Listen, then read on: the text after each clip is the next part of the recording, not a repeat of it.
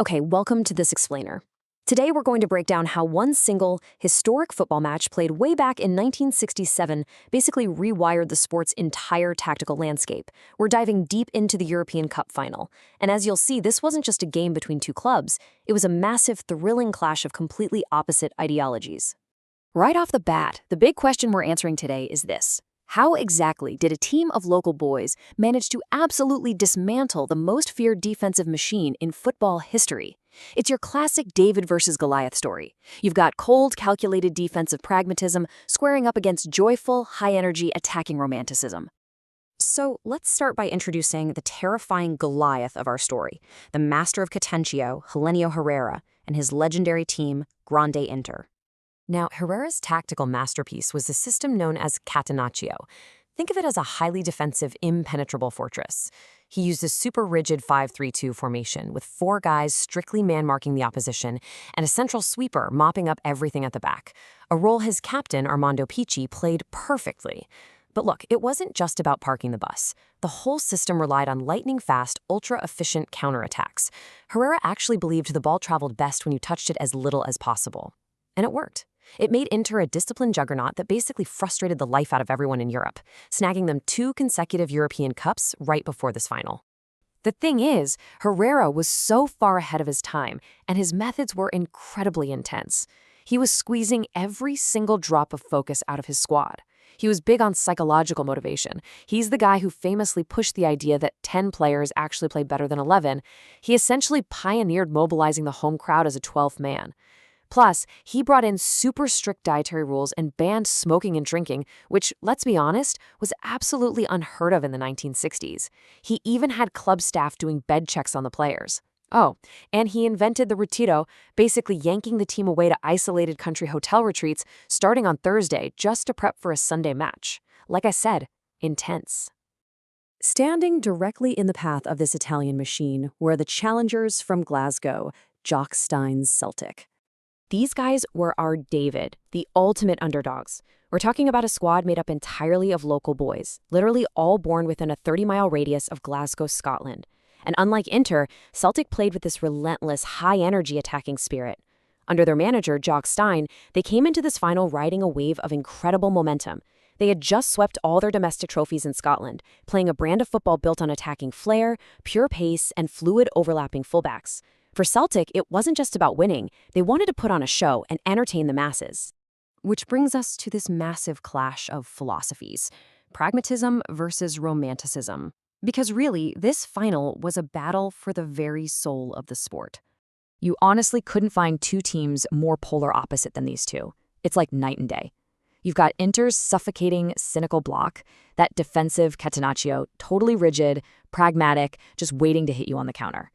And then you've got Celtic's philosophy, relentless attack, totally romantic, high energy, with guys just flying up the wings. It literally was the irresistible force meeting the immovable object. Now, there's a big caveat here. Injuries played a huge role in shaping this matchup. Inter Milan lost Luis Suarez. He was their regista, the deep-lying playmaker, basically the creative heartbeat of their entire midfield. Losing him forced Herrera to double down and be even more defensive. Celtic, on the other hand, were missing Joe McBride, their star striker who had bagged an unbelievable 54 goals in 55 games before doing his knee in. But here's the difference. Celtic had a bit of time to adapt to playing without McBride during the season, whereas Inter, losing Suarez, was this massive sudden disruption to their whole counterattacking flow. So the 1967 final kicks off, and, well, it's pretty much an immediate disaster in Lisbon for our underdogs. 6. That's how many minutes it took for things to go completely wrong for Celtic. Just 6 minutes into the match, Inter's Renato Capellini gets fouled in the box, and Sandro Mazzola steps up and calmly slots away the penalty kick. Boom. 1-0 to Inter Milan, almost before the Glasgow boys had even laced up their boots. So you're Celtic, and you're staring down this massive tactical dilemma. How in the world do you break down an unbreakable wall when they already have the lead? Inter was famous across Europe for never ever giving up a lead once they had it. Going behind this early was a massive psychological mountain to climb. Naturally, Inter just instantly retreated into their disciplined Catenaccio shape, perfectly content to just choke the life out of the remaining 84 minutes. But here's where things get wild.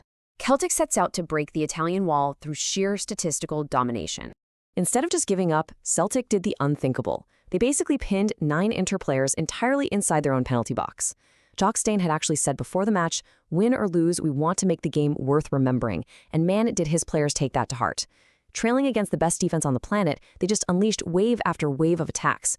Midfielders Bobby Murdoch and Bertie Auld were completely running the show, setting the tempo, while their winger Jimmy Johnstone was absolutely terrorizing the Italian flanks. Inter's brilliant goalkeeper Giuliano Sarti was forced into making save after spectacular save. Celtic just flat out refused to stop attacking. And as the clock kept ticking, all that relentless pressure finally paid off. I mean, look at this timeline. After that early 6-minute penalty, Celtic battered the Inter goal for almost a full hour. Finally, around the 63-minute mark, the heavy legs of those Italian defenders just gave out. Jim Craig lays the ball off, and fullback Tommy Gemmell steps up and just blasts this fierce first-time shot from distance right into the net. The Catenaccio system had literally cracked. Then, late in the game, at 84 minutes, with Inter completely running on empty, Bobby Murdoch fires in a shot, and Stevie Chalmers brilliantly redirects it into the net. 2-1 to Celtic. Absolute scenes. When that final whistle blew, history was made. This was the birth of the Lisbon Lions' legacy, and honestly, football's ultimate triumph. Celtic didn't just win a massive silver trophy that night. They totally shattered the myth that Catenaccio was invincible. The scenes after the match were just pure euphoria, but also sheer exhaustion.